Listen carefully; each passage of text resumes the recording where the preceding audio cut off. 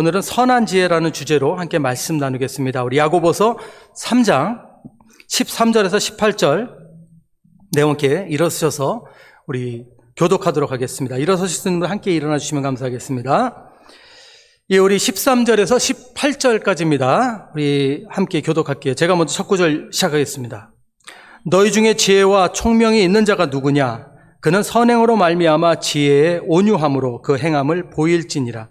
그러나 너희 마음속에 독한 시기와 다툼이 있으면 자랑하지 말라.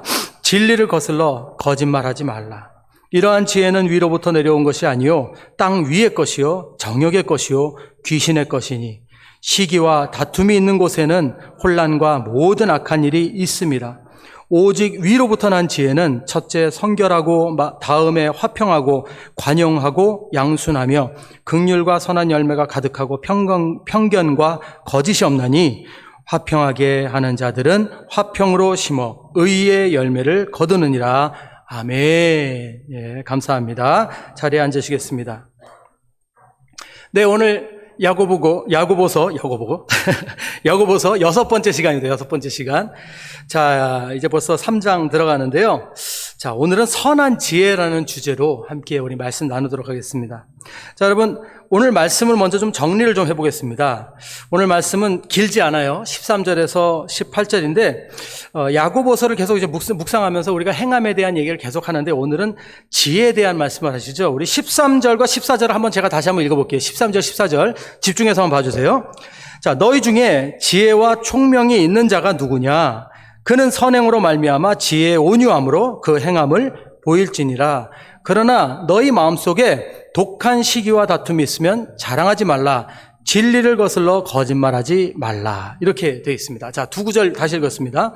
자, 이 두 구절을 한번 다시 한번 묵상해 보면 우리가 재미있는 사실을 발견할 수 있어요. 이 두 구절만 읽어보면. 그게 뭐냐면 먼저 지혜와 총명 있는 자는 그 지혜와 총명을 행함으로 보여야 된다는 거예요. 예. 지혜와 총명인 자는 누구냐? 그러면서 이 지혜와 총명함을 행함으로 보여라 라고 말씀하신다는 거죠. 자, 대신 조건이 하나 있습니다. 그 지혜와 총명을 행함으로 보여야 되는데 조건이 있어요. 조건이 있는데 하나는 해야 되는 거고 하나는 하지 말아야 되는 겁니다. 자, 해야 되는 조건. 어떻게 행해야 되는가죠? 어떻게 행해야 되는가? 지혜와 총명을 어떻게 행해서 증명해야 되는가? 그 조건은 첫 번째 뭐냐면 행함으로 증명하되 지혜의 온유함을 담은 선행으로 증명해야 한다는 거예요. 예. 온유함을 담은 선행으로 증명해야 된다. 자, 이게 지혜와 총명을 증명하는 방법이에요. 이게 조건이에요. 다시 말씀드려서 지혜와 총명이 있는 자는 지혜와 총명을 온유함을 담은 선행으로 그 지혜와 총명을 증명하라. 이 말씀입니다. 다시 한번 정리했어요. 자, 중요한 것은 여기서 제일 중요한 건 사실은 증명하라는 거예요. 이건 명령입니다. 지혜와 총명이 있는 자는 증명을 해야 된대요. 그 지혜와 총명을. 예, 그게 우선이에요. 이거는 받았다면 그걸 간직해서는 안 된다는 거죠. 지혜와 총명을 가지고 있지 말고 증명하라는 것이 중요한 거예요. 나눠야 된다는 거예요. 근데 어떻게 나누냐? 온유함을 담은 선행으로 나눠야 된다. 이게 오늘 첫 번째예요. 첫 번째 조건. 자, 그럼 여기서 한번 생각해 봐야 되죠. 그럼 지혜의 온유함은 무엇인가? 지혜의 온유함을 담은 선행이라고 그러는데 이 지혜의 온유함이 무엇인가? 온유함을 한번 우리가 생각해 보겠습니다. 온유함을 국어 사전을 보면요. 온유함을 이렇게 씁니다. 따뜻할 온, 예, 온기할 때 따뜻할 온을 때 온, 유, 부드러울 때 유죠. 유연하다 할 때 유자. 그래서 온유입니다. 예. 온유를 향해서 성격이나 태도가 온화하고 부드러움, 그런 뜻으로 이렇게 표현이 되어 있어요. 영어로는 meek라고 그래요. meek. 그래서 온유하다, 그런 뜻이에요. 근데 이 온유함이라고 하는 것이 그냥 단순하게 온순하다, 뭐 이런 의미로 볼 수도 있는데 사실 뭐 외적으로는 그렇게 이해할 수 있어요. 온유한 게 이제 뭐 온순하다, 그렇게 뭐 감정을 드러내지 않는다, 이렇게 이해할 수 있는데 이 온유하다라는 말이 성경에서는 조금 다르게 써요. 성경을 원어를 쭉 보면요, 이게 어떤 의미냐면 온유하다는 것은 자신을 꺾고 굴복하는 것을 온유하다고 합니다. 그러니까 나를 내려놓고 순종하는 거, 나를 내려놓고 순복하는 게, 굴복하는 게, 그게 온유하다고 그래요. 자신을 내려놓는 것, 이걸 온유하다고 하는데 자신을 부인하는 거죠. 그러면 그 나를 내려놓는 자리에 누구를 올려놓느냐? 하나님이죠. 하나님을 그 자리에 올려놓는 걸 온유하는 거라고 얘기하고 있습니다. 그래서 왜 제가 이렇게 해석할 수밖에 없냐면요, 대표적인 예로 온유함의 반대에 대해서 성경에서 얘기하는 부분들이 있어요. 온유함의 반대. 근데 그것을 뭐라고 표현하신지 아세요? 온유함의 반대는 목이 곧다입니다. 목이 곧다. 예, 이 얘기 들어보셨죠? 목이 곧다. 예. 그래서 대표적인 예로 이스라엘 백성들 바리새인들 출애굽기 33장 3절에 이렇게 말씀하시고 계세요.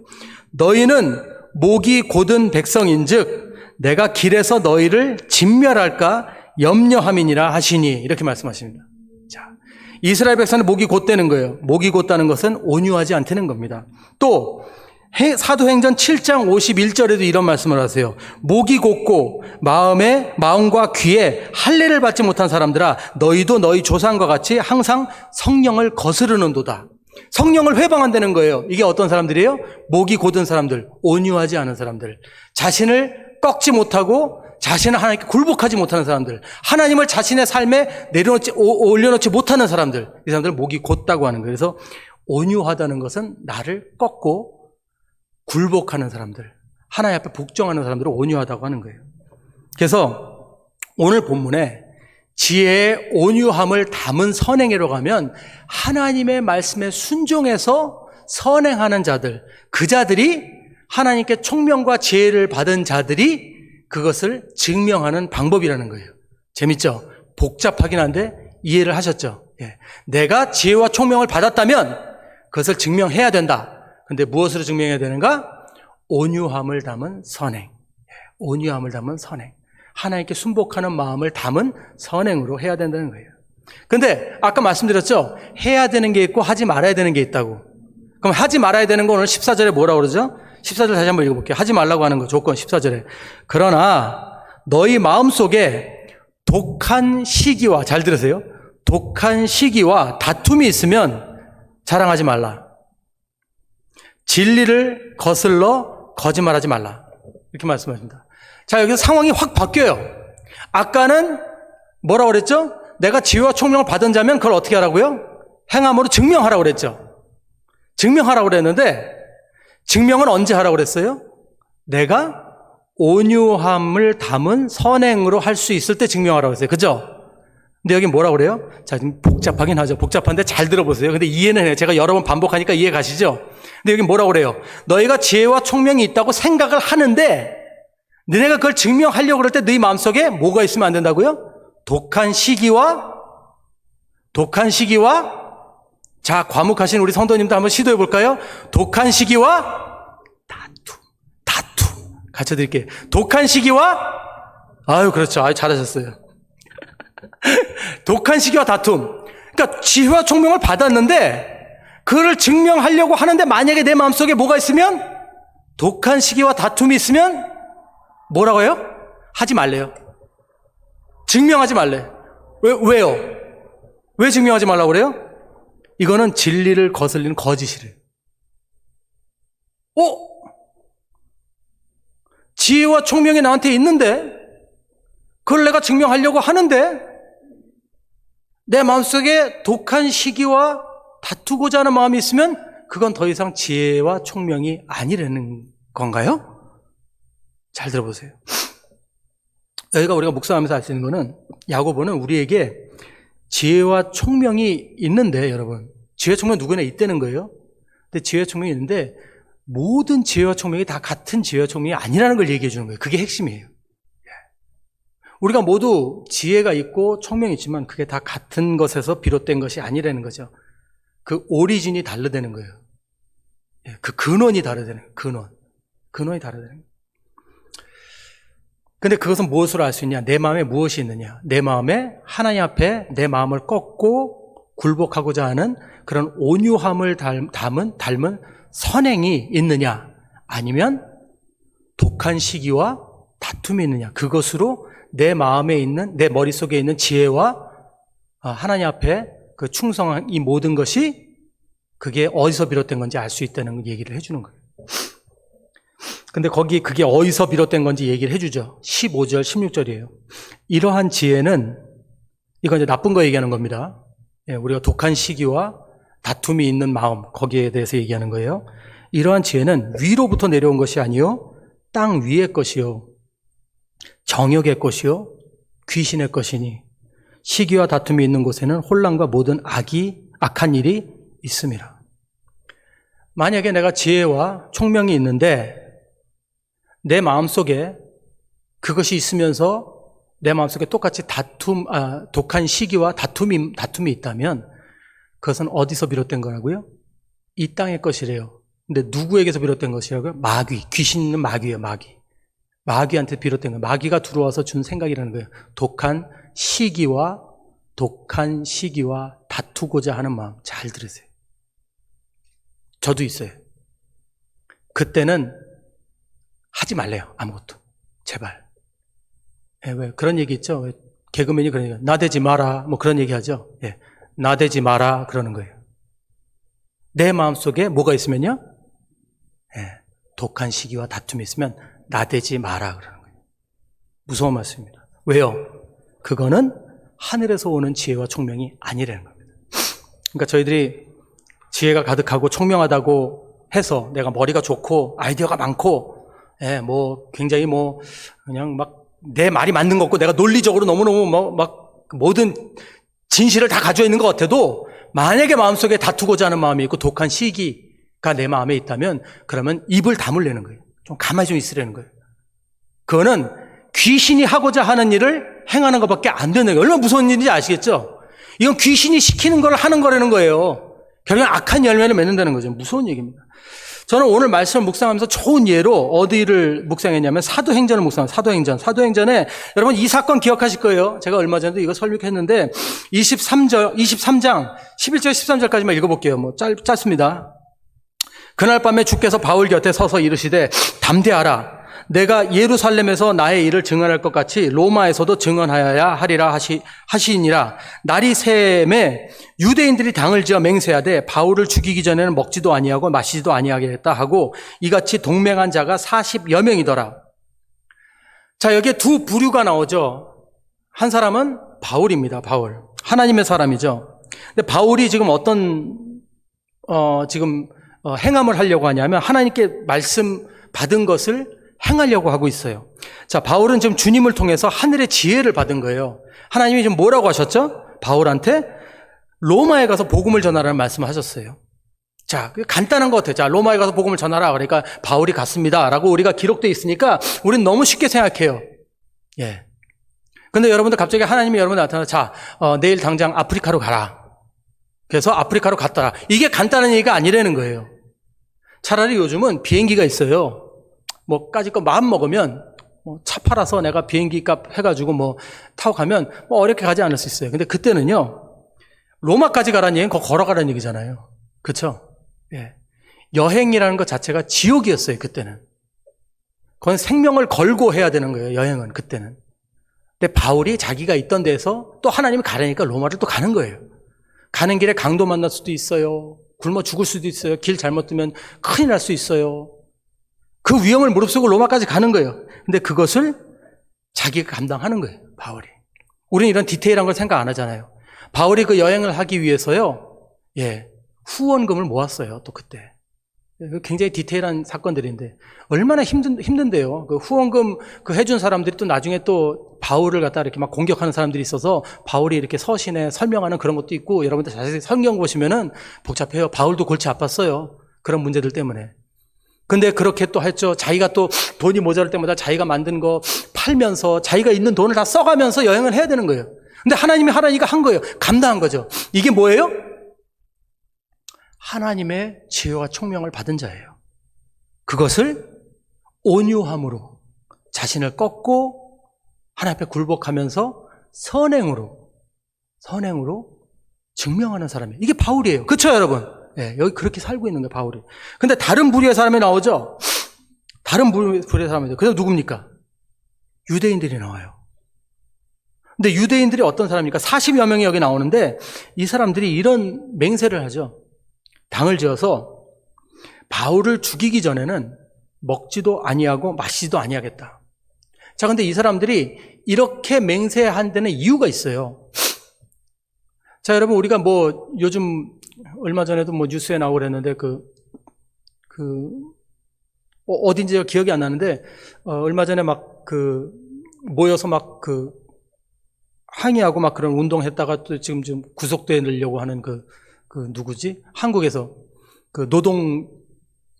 노동청들 해가지고 뭐 지금 뭐 데모하고 그런 식으로 하다가 지금 바이러스 기간에 그런 거 했다고 감염자들 나왔다고 해서 지금 좀 구속한다고 그러는데, 그 사람들이 이 바이러스 사태 가운데서 노동자들끼리 같이 막 데모하고 이랬을 때는 왜 그랬을까요?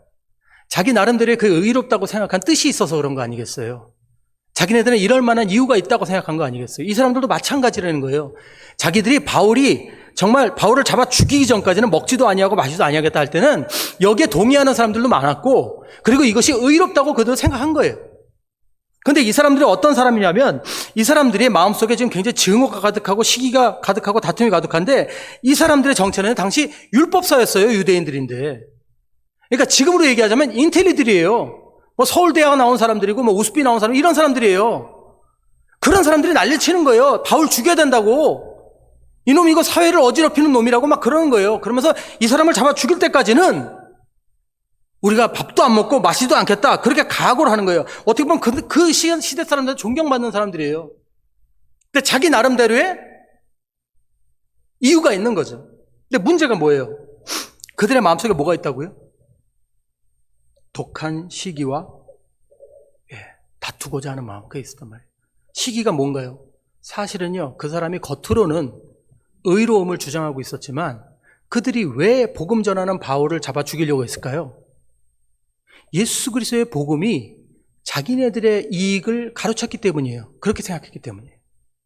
자기네들이 종교적이고 막 사람들, 무지한 사람들을 막 이렇게 막 겁나게 해가지고 자기네가 하나님의 권위를 가지고 헌금도 받고 막 교회에서 장사도 하고 이러면서 자기네가 막 권위를 누리고 존경은 존경대로 받고 이렇게 살았는데, 예수님이 오시면서 사람들이 영적으로 깨기 시작하는 거예요.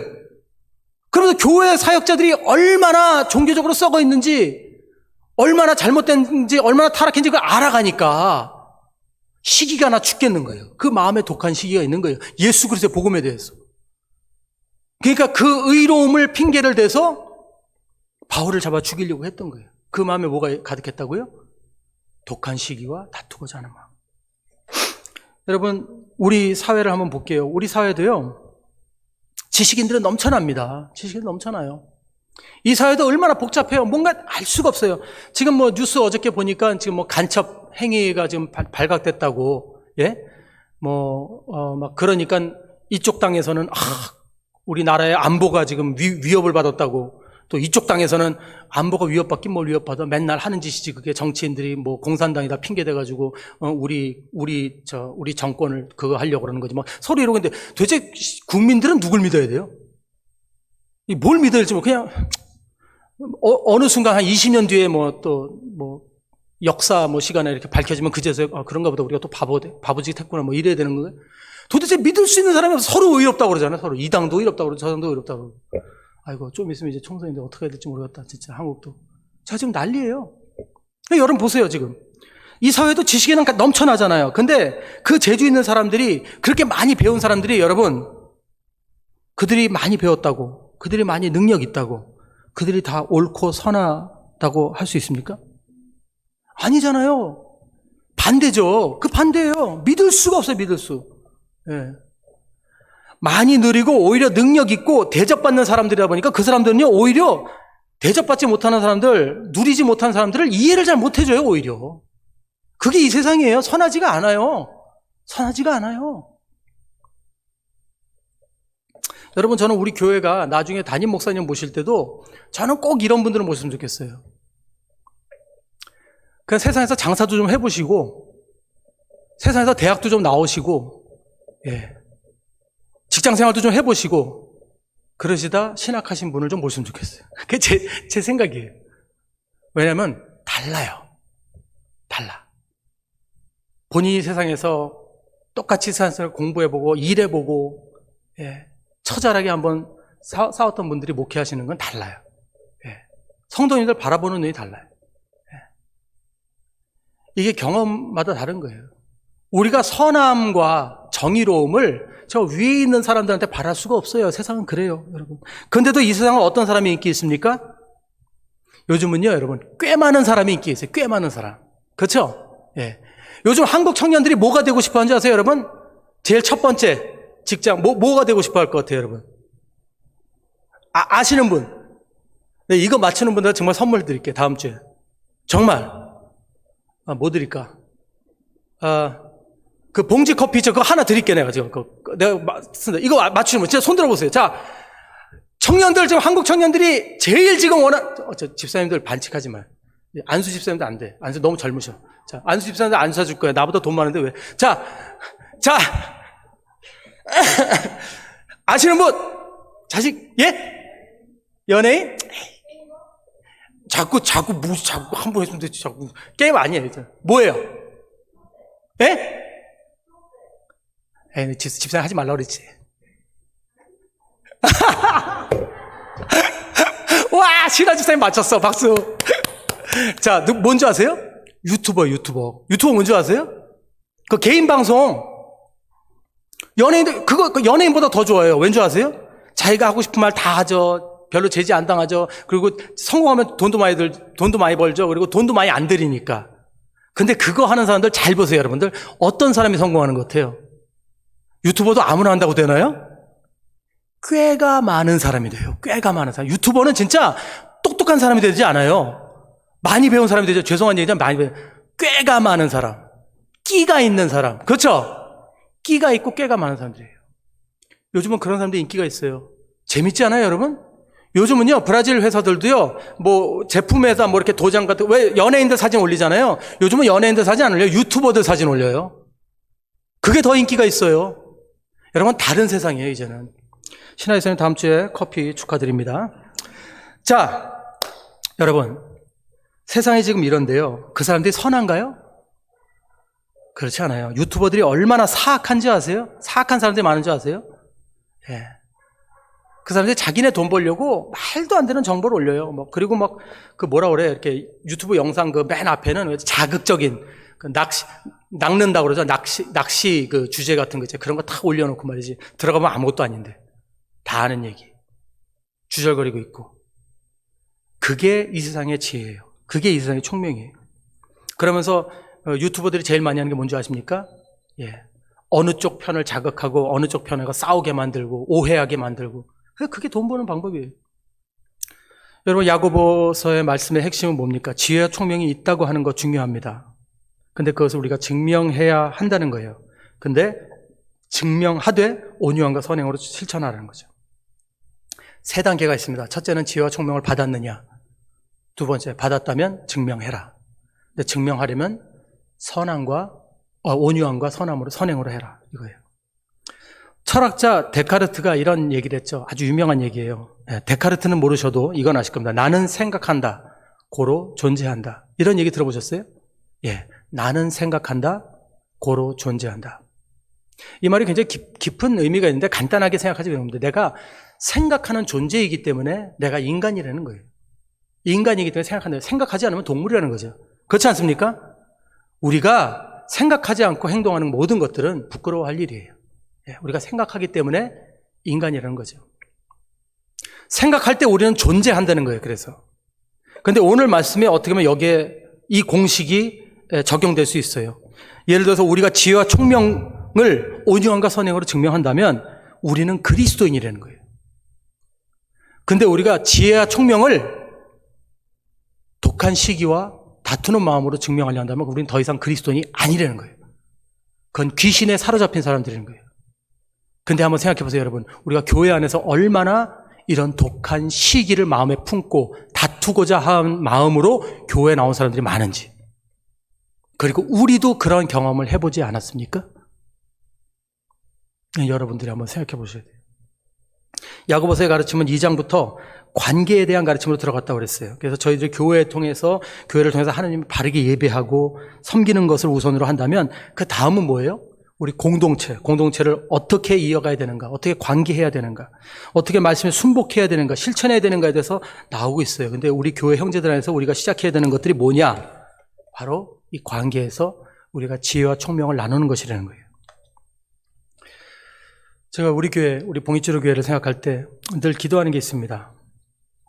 저는 우리 봉익주로 교회가 먼저 우리 안에서 치유를 받고 우리 하나님의 사랑과 은혜를 나누는 그런 교회가 되기를 원해요. 저는 우리 교회를 위해서 기도할 때 지금 뭐 숫자적인 부흥을 막 기도하진 않아요. 그것도 기도해요. 근데 그것보다 먼저가 우리 안에 있는 하나님의 은혜가 가만히 우리들을 주장하시기를, 그걸 제가 기도하고 있어요. 내가 나를 교회에서 주장하지 않고 하나님의 은혜가 이 교회 안에서 서로를 주장하기를. 주님, 저는 죄인입니다. 주님, 기다리겠습니다. 주님, 용서하겠습니다. 주님, 이해하겠습니다. 주님이 저를 사하신 죄를 잊어버리신 것처럼 저도 잊어버리겠습니다. 그런 마음으로 매일매일 교회 나오셨으면 좋겠어요. 예. 매일매일? 아니다. 매주 교회 나오셨으면 좋겠어요. 매주. 할렐루야? 예. 거기서 시작해야 돼요. 여러분, 할렐루야? 예, 거기서 시작해야 돼요. 그게 먼저 시작이 돼야 돼요, 여러분. 자꾸 옛날 거 생각하고, 그럼 피곤해. 예, 피곤해. 물론 알아요. 저는 몰라요. 전 나중에 왔어요. 예. 다 조용할 때 왔어요. 예. 근데 사람이라는 게 기억이 있잖아요. 아픈 기억. 예. 그거 치유받아야 됩니다. 할렐루야? 내려놓으세요. 하나님 치유해 주십니다. 거기서 우리가 시작해야 돼요. 거기서. 그걸 위해서 우리가 지혜와 총명을 사용해야 됩니다. 지혜와 총명을. 우리가 하나님의 은혜를 받고 이제 뭐 작은 일이 아니지만 우리 모든 것들을 이제 하나님 앞에 내려놓고 순복하는데, 우리가 그런 것들을 해결하지 않으면 자꾸 귀신이 우리들을 자극한다는 거예요. 자꾸. 나는 지혜와 총명이 가득한 것 같은데, 그런데도 계속 하나님의 그 지혜와 총명을 좋은 데다 쓰라고 말씀하시는데, 귀신이 자꾸 그 지혜와 총명을 딴 거에 쓰라고 그러는 거예요. 누구 공격하는데, 누구 입 닥치게 하는데, 그냥 하나님 말씀 이용해서 그냥 하나님 말씀 이렇게 얘기했잖아요. 조용해. 이렇게 하는 거예요. 그런 지혜를 주시면 그건 쓰지 말라는 거예요. 귀신이 하는 거예요. 그럼 귀신이 예수님 두려워한다고 그랬죠? 예, 예수님 두려워하죠? 그리고 귀신이 하나님 말씀 믿어요, 안 믿어요? 믿는다고 그랬죠? 예. 근데 하나님 말씀 믿는데 걔들이 구원 못 받는 이유가 뭐라고 그랬죠? 삶에 그 믿음을 적용 안 하잖아요. 예. 우리가 모든 것 중에 제일 큰 것이 뭐라고 그랬죠? 사랑이라고 그랬죠? 예. 우리가 아무리 지혜와 총명이 많아도 우리가 하나님의 온유함과 그 선행으로, 그러니까 그 사랑으로 우리 형제에 가져가지 못한다면 그건 더 이상 지혜의 총명이 아니라는 걸 오늘 말씀해 주시고 계십니다. 아무리 건설적인 계획이 있다, 그래도 만약에 그것이 누구를 실족하게 한다면 하지 말라는 거예요. 교회를 부흥해야 하는 방법이 있다, 근데 교회에 분쟁이 일어날 수 있다, 그럼 하지 말라는 거예요. 하나님의 음성을 들으라는 거죠. 하나님 뭐라고 말씀하시나? 이건 우리 개인의 삶에도 마찬가지입니다. 우리가 그리스도인인데 때로는 내가 손해보더라도 그것이 하나님의 뜻이고 그 길만이 하나님의 선하심과 온유함의 길이라면, 그러면 선행을 실천할 수 있는 길이라면 그게 좀 고통스럽고 고되고 좀 멀리 돌아가는 길이라도 하나님의 언약을 믿고 그렇게 살아가자는 거죠. 그렇게 베풀 때 하나님의 역사가 일어난다는 거예요. 거기에 하나님의 지혜와 총명이 빛을 발한다는 거예요. 지혜와 총명을 받으면 뭐해요? 나눠줘야 되는데, 근데 그 나눠주는 힘은 뭐예요? 온유함과 선행이라는 거죠. 우린 당장 우리가 손해볼 거 생각하잖아요. 지금 우리가 코가 석자니까 다 줄일 때예요. 제가 얼마 전에 어느 교회에서 선교비를 주시는데 제가 목사님을 찾아갔어요. 제가 목사님 찾아간 이유가 딴 게 아니라 그 교회를 이제 좀 방송 장비를 좀 도와드리려고, 제가 방송 장비 이제 연결하는 거 좀 가르쳐 드리려고 갔는데, 가르쳐 드리려고 그랬더니 장비가 없어요. 교회가 장비가 없어요. 근데 노트북을 하나 사야 되더라고요. 컴퓨터를 하나 사야 되는데 컴퓨터 하나가 뭐 안 줘도 6,000원에서 7,000원은 줘야 돼요. 저는 뭐 아무 생각 없이 뭐 그 정도는 뭐 교회에서 껌값이겠다 해가지고 제가 말씀드려서 목사님 여기 노트북은 하나 사셔야 돼요. 노트북 하나 6,000원에서 7,000원이요. 아, 내가 집사님한테 말씀드렸고 집사님한테 그러니까 집사님이 장로님이 그러시는 거예요. 목사님 죄송해요. 저희 교회가 지금 그럴 재정이 하나도 없어요. 그래요. 아니 재정이 그렇게 없어요. 그러니까 웃으시면서 네 그러시더라고요. 근데 얼마나 죄송한지 모르겠어요. 저는 성교비를 받고 있어요. 그 교회에. 그래서 제가 당장 목사님 좀 만나자고 그랬어요. 그래서 목사님 성교비 끊으세요. 제가 도저히 못 받겠어요. 성교비 어떻게 받아요? 근데 목사님 뭐라고 하시는지 아세요? 안 돼요. 목사님 이거 받으셔야 돼요. 왜요? 그러니까 목사님 우리가요 뭐든지 안 하려고 핑계를 찾으면요 핑계 되게 많아요. 근데 한번 끊고 나면요 다시 하기가 그렇게 힘들더라고요. 성교비는요 우리 목숨 걸고 해야 됩니다. 성교는 우리 목숨 걸고 할 테니까 목사님 목 열심히 하시면 돼요. 걱정하지 마세요. 그러시더라고요. 근데 제가 감사도 했지만 그 말씀 들으면서 이런 생각을 했어요. 이분이 정말 이 목사님 대단한 분이시구나. 하나님께서 주신 음성, 그 교회가 다 순종을 하는 거예요. 교회가 다 그렇게 결정했대요. 성교비는 건드리지 말자. 너무 훌륭하더라고요. 성교비는 건드리지 말자. 제가 회개하고 배웠어요. 이거는 하나님이 말씀하신 거기 때문에 한다는 거예요. 그래서 제가 놀랐습니다. 그러면서 그런 말씀하시더라고요. 하나님이 주신 음성이고 하나님이 그건 책임져 주시니까 그렇게 한다고. 자기네가 힘들고 어렵지만 이거 하겠다고. 때로는 이런 게 있어요. 여러분들이 성도님이시기 때문에 때로는 저는 모르죠. 여러분들이 사회에서 어떤 일을 하시는지 또 어떤 봉사를 하시는지 또 얼마나 어떤 분들의 베푸시는지 도와주시는지 전 몰라요. 근데 내가 힘들어지니까 다른 사람의 눈에 안 들어올 수도 있어요. 근데 이렇게 힘든 때이기 때문에 도움을 청하는 사람도 있을 수 있어요. 그때 여러분 하나님의 음성 들으셔야 됩니다. 하나님의 음성 들어야 돼요. 그리고 내가 할 수 있는 것이라면 해야 된다는 거죠. 저는 뭐 재정적인 걸 얘기하고 싶지 않아요. 지금 같은 때 힘들 때 금요기도 여러분 게을리하지 마세요. 제가 자꾸 잔소리를 안 하려고 글 안 올리는데 금요기도 때 꼭 기억해 주세요. 우리 전 집사님, 우리 지금 몸 건강하지 않은 분들, 그 기도가 바로 베푸는 거예요, 여러분. 그게 여러분 온유함과 선행으로 우리가 베푸는 거예요. 그게 지혜와 총명이에요. 우리의 기도가 하나님께 상달될 때 하나님께서 역사하신다는 걸 믿으셔야 됩니다. 그거 믿고 기도해야죠. 그게 우리가 할 수 있는 최선의 선행인 거예요, 지금. 근데 우리가 멈추면 안 된다는 거죠. 우리 삶에 대해서도 그래요. 저도 목사기 때문에 때로는 뻔히 보이지 않는 길들이 있어요. 때로는 뭐 다른 사역자들이 저한테 연락을 해요. 근데 제가 볼 때 그 사역자가 지금 뭐 일할 수 있는 데가 없어요. 제가 볼 때는 그 사역자가 가지고 있는 것들이 너무 작아요. 근데 저한테 연락이 와요. 연락이 와서 저한테 목사님 저 어디 뭐 좀 혹시 교회에서 뭐 저 사역자 안 찾고 있습니까? 그럼 제가 그러면서 이제 말로는 뭐가 나오려면 요즘 힘들어요. 이렇게 얘기하고 싶어요. 솔직하게. 근데 그때 하나님이 요번 주에도 누가 연락이 왔는데 제가 머리를 탁 맞는 기분이라 하나님이 기도해 준다고 그래. 그러시는 거예요. 정말 그랬어요. 머리에서 땡 하더라고요. 그러니까 내가 너무 기쁜 마음으로 형제님 힘내세요. 제가 기도할게요. 하나님께서 꼭 사역할 곳을 주실 겁니다. 제가 이렇게 얘기했어요. 같이 기도합시다. 저도 찾아볼게요. 그래서 전화를 끊으니까 저도 마음이 어떤 생각이 들냐면 좀 찾아봐야 되겠구나 이런 생각이 드는 거예요. 제 입에서 만약에 형제님 요즘 힘든데 누가 요즘 사역자 찾습니까?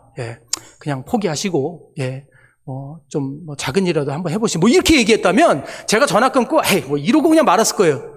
근데 하나님께서 제 머리에 딱 그 말씀 기도해라. 그런데 제가 딱 끊고 나니까 몇몇 교회들이 생각이 나요. 그래서 기도했어요. 주님, 이 교회들 혹시 중에 그 사역자를 찾으시는 분 없습니까? 주님 도와주십시오라고 그 사역자에서 기도하게 되더라고요.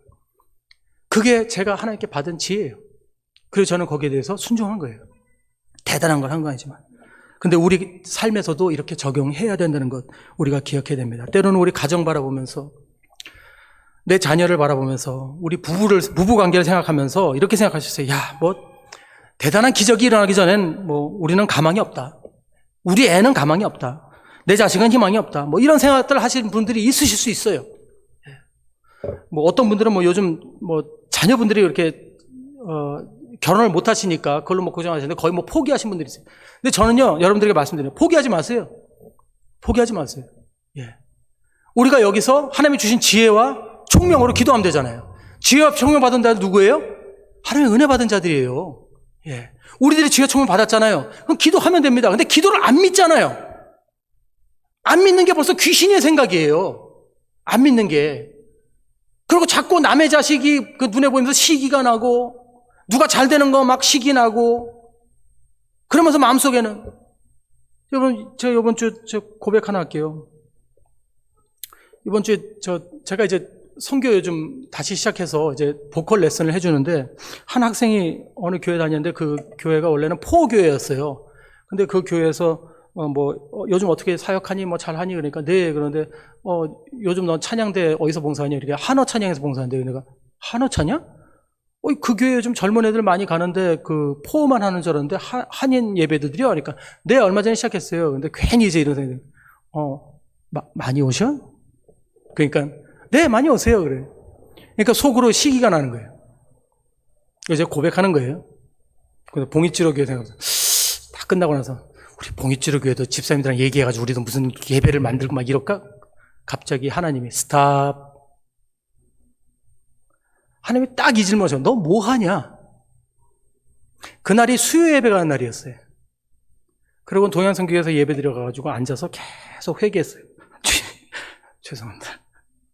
제가 이거밖에 안 돼.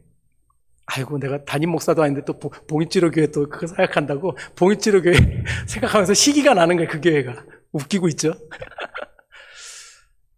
이렇게 제가 못난 놈이에요. 그럼 사역 가지고 경쟁을 하려고 그러더라고. 어느 교회는 잘 된다는데 막 이런. 부끄러워. 그러면서 그것이 귀신의 생각이라는 걸 하나님이 말씀해 주셨어요.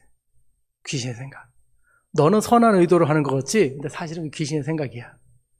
네가 할 일만 똑바로 해. 네! 그리고 예배 드리고 나왔어요. 우린 늘 이래요. 옆에 가게 볼 때 어떤 때는 뭐 잘 되는 사람들 보면 막 시기 나고 그러죠. 우리 마음이에요. 근데 그것과 싸워야 됩니다. 하나님이 우리에게 주신 지혜와 총명은 그렇게 사용하라고 주신 게 아니에요. 하나님이 우리에게 주신 지혜와 총명은 바로 우리 가정을 축복하라고 주신 마음인지 믿으시기 바랍니다. 우리 사역을 축복하라고 주신 마음인지 믿으시기 바랍니다. 우리 지혜와 축복은 우리 성도님들을 사랑하라고 주신 능력인지 믿으시기 바랍니다. 그것을 위해서 기도하고, 그것을 위해서 싸우고, 그걸 위해서 돕고, 그걸 위해서 내려놓고 선행을 해야 되는 것이죠. 말씀 있습니다, 여러분. 우리는 종이 한 장 차이에 살고 있어요. 까딱하면 귀신의 생각으로 넘어갑니다. 이거 기억하시기 바랍니다. 야고보는 분명히 말씀하십니다. 우리에게 지혜와 총명을 주신 하나님께 우리의 지혜와 총명을 증명하라고 말씀하셨어요.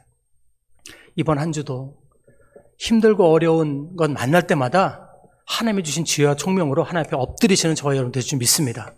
하나님 신뢰하시고 하나님의 마음으로 내려놓고 다투고자 하는 마음, 시기 질투 나는 마음 있으면 당장 회개하세요. 얼른 정신 번쩍 차리시고 하나님 앞에 내려가세요. 주님 죄송합니다. 그리고 함께 기도하시고 하나님의 놀라운 능력을 온 세상에 증거하시는 저와 여러분들 되실 줄 믿습니다. 함께 기도하겠습니다.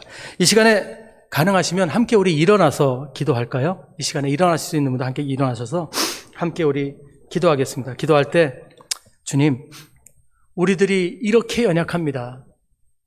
주님이 저희들에게 아름다운 지혜와 총명, 잠언에도 말씀하지 않았어요? 하나님이 그 지혜와 총명 무엇이죠?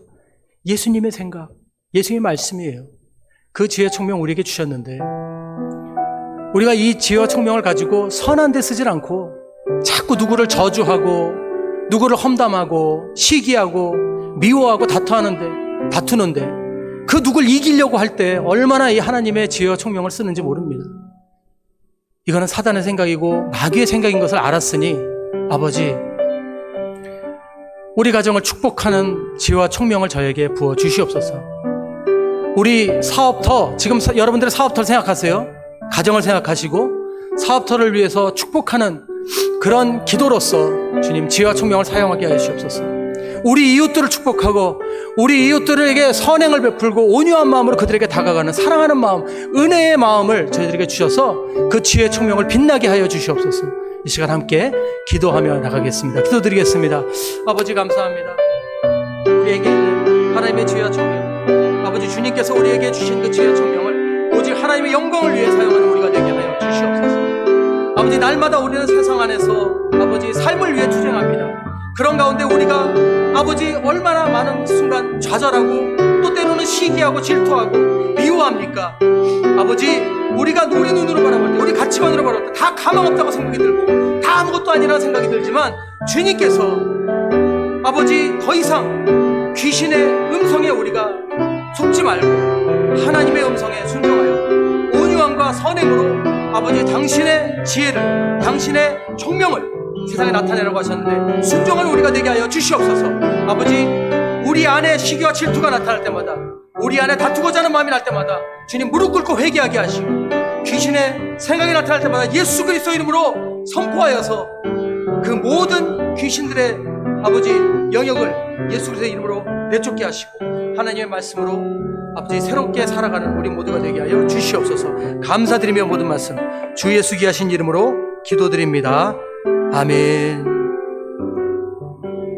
아멘. 함께 우리 마지막으로 복음성가 원하고 바라고 기도합니다. 우리 찬양 드리시고 마치겠습니다.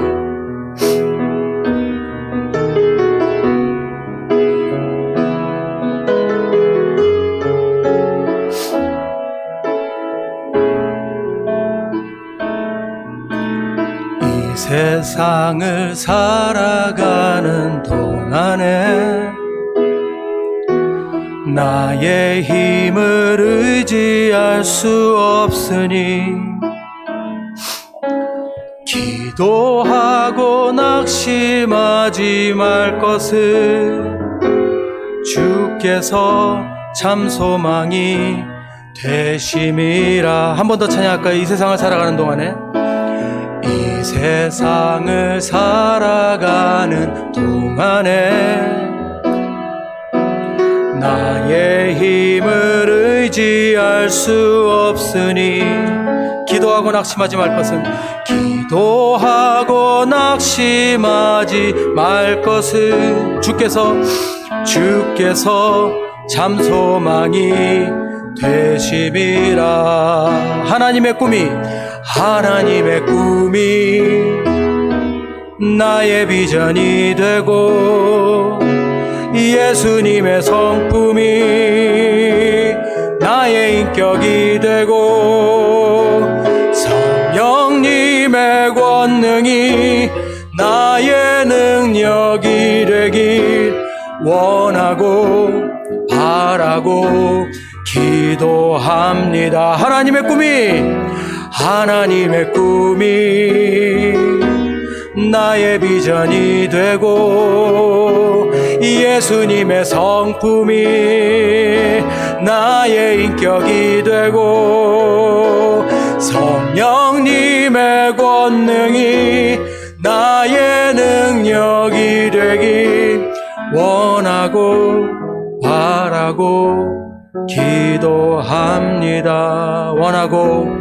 원하고 바라고 기도합니다. 아멘. 이제는 우리 주 예수 그리스도의 한량없는 은혜와 하나님의 놀라우신 사랑하심과 성령님의 감화감동하심과 역사하심이 날마다 하나님께 받은 지혜와 총명을 온유함과 선행으로 베풀고자 살아가는 우리 모든 성도인들 위해, 가정 위에, 사업터 위에, 자녀들 위에, 교회 위에 지금부터 영원토록 함께 있을지어다. 아멘.